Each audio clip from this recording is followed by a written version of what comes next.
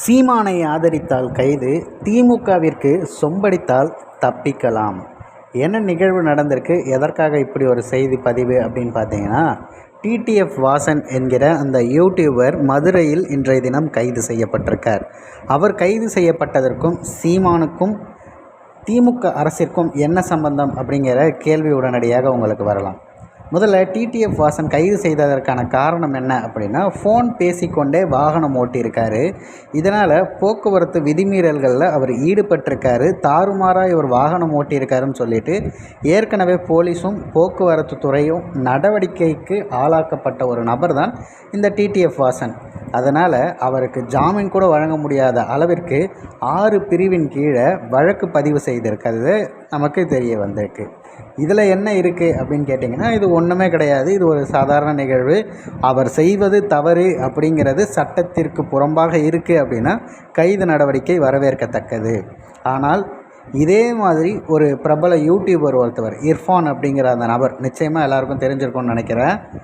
அவர் சில மாதங்களுக்கு முன்பு நடந்த ஒரு சம்பவத்தில் அவருடைய கார் மோதி ஒரு மூதாட்டி ஒருத்தவங்க உயிரிழந்ததற்காக தகவல் வெளியாச்சு. மறைமலை நகராட்சி அலுவலகம் அருகே இந்த சம்பவம் நடந்திருக்கு. இது தொடர்ந்து பலரும் பேசியிருந்தாங்க. ஆனால் அதன் பிறகு இந்த செய்தி ஊடகத்தில் ஒரு சிறிய துணுக்கு செய்தியாக கூட வரலை. ஏன்னா அது உண்மையா பொய்யா அப்படின்னு விசாரிக்கிறோன்ற பேரில் என்னென்னவோ மாற்றி மாற்றி பல வேலைகளை செய்து கொண்டிருந்தாங்க. அது மட்டும் இல்லை, செல்ஃபோன் பேசியபடி கார் ஓட்டினார் அப்படிங்கிறதுக்காக தான் டிடிஎஃப் வாசன் கைது செய்யப்பட்டாருங்கிறது உண்மை. அப்படி இருக்கும் பட்சத்தில் செல்ஃபோன் பேசியபடி கார் ஓட்டினாங்கன்னா ஒரு கவனக்குறைவு ஏற்படும், இதனால் விபத்து ஏற்படும் அப்படிங்கிறத பதிவு செய்திருக்காங்க. அப்போது உதயநிதி காரை ஓட்டிக்கிட்டே இன்டர்வியூ கொடுக்குறப்ப கவனக்குறைவு ஏற்படாதா? நீங்கள் பார்த்துட்ருக்க அந்த புகைப்படத்தில் உங்களுக்கு தெளிவாக தெரியும்.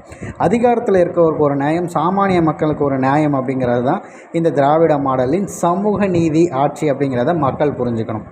இந்த இடத்துல சீமான் ஆதரவாளர் அப்படிங்கிற அந்த தலைப்புக்கு என்ன சம்பந்தங்கிற ஒரு கேள்வி வரலாம். நடந்து முடிந்த இந்த தேர்தலில் பாராளுமன்ற தேர்தலில் டிடிஎஃப் வாசன் அவர்கள் நமக்கு ஒரு மாற்றம் வேணும், அதனால் நம்ம வாக்கு யாருக்கு போடணும் அப்படின்னா அண்ணன் சீமான் அவர்களுக்கு போட்டு ஒரு மாற்றத்தை உண்டாக்குங்கன்னு மக்களிடையே இறங்கி அவர் பதிவு செய்த காணொளிகள் நிறைய இணையத்தில் வைரலாக பரவுச்சு. அதனால் அவர் மேலும் கூடுதலாக வழக்கு பதிவு செய்யணும் அப்படிங்கிறதுக்காக தான் ஜாமீன் கூட கிடைக்காம இப்போ வழக்கு பதிவு செய்யப்பட்டிருக்கு. அதே இர்ஃபான் உதயநிதி ஸ்டாலின் அவர்களுக்கு நான் போலீஸ்கிட்ட மாட்டினா நீங்கள் எனக்கு ஏதாவது ஹெல்ப் பண்ணுவீங்களா அப்படின்னு சொல்லிட்டு அந்த இடத்துல அவரை நண்பரை போல மாட்டிக்கொண்டு அதிகாரத்தில் உள்ள நபர்களோடு கைகோர்த்து கொண்டு எந்த அநியாயம் வேணாலும் செய்யலாம் அப்படிங்கிற மாதிரியான ஒரு விஷயம். இது ஒன்று மட்டும் கிடையாது. சமீபத்தில் இர்ஃபான் அவர்கள் நம்ம மொத்த இந்தியாவிற்கே மோசமான ஒரு நிகழ்வு அப்படின்னா இது யாருமே ஏற்றுக்கொள்ள மாட்டாங்க, கருவில் இருக்கும் குழந்தை ஆணா பெண்ணா பார்ப்பதுங்கிறது அவ்வளவு மோசமான ஒரு விஷயம். ஏன்னா நம்மளுடைய சூழல் எல்லாருக்கும் தெரியும்னு நினைக்கிறேன். அவ்வளோ பெரிய பிரச்சனையை பண்ணிவிட்டு வெளியே கொஞ்சம் கூட எதை பற்றியும் கவலைப்படாமல் அவர் பார்த்திங்கன்னா மன்னிப்பு கேட்டார். அவரை விசாரிக்க கூட செய்யலை, விசாரணை கூட பெரிய அளவுக்கு எதுவும் செய்யலை. அவர் மன்னிப்பு கேட்டார்னு சொன்னாங்க. ஆனால் அது எந்த வகையிலும் சமூக வலைதளங்கள் வரவே இல்லை. இன்னும் சொல்லப்போனால் அவர் ஏதோ விழிப்புணர்வுக்காக காணொலி வெளியிடுவாங்க, அதனால தான் அவர் நாங்கள் எதுவும் செய்யலைன்னு சொல்லிட்டு காவல்துறை அனுப்பியிருந்தாங்க. இது வரைக்கும் அவர் காணொலி வெளியிடவே இல்லை. அதற்கு பதிலாக அவர் எங்கெங்கெல்லாம் போயிட்டு ஊர் சுற்றுவாரோ அதே விஷயத்தை தான் காணொலி பதிவேற்றிருக்காரு.